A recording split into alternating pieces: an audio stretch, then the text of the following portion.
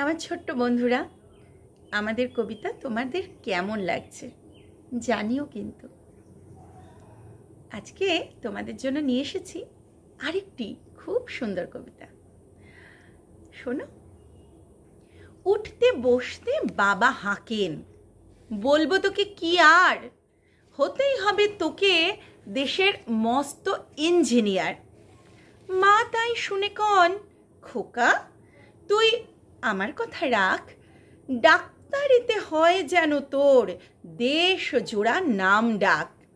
জেঠু বলেন, কি হবি তুই, আমি সেটা জানি, তুই হবি এক নোবেল জয়ী বিখ্যাত বিজ্ঞানী। একই সঙ্গে সবাই বলেন, অন্য কিছু নয়, এবার তোকে হতেই হবে স্কুলে ফার্স্ট বয়। আমার ইচ্ছে ঘুড়ি ওড়াই, লাট্টু ঘোড়াই, আর ক্রিকেট খেলি, সাঁতরে করি মস্ত দিঘি পার।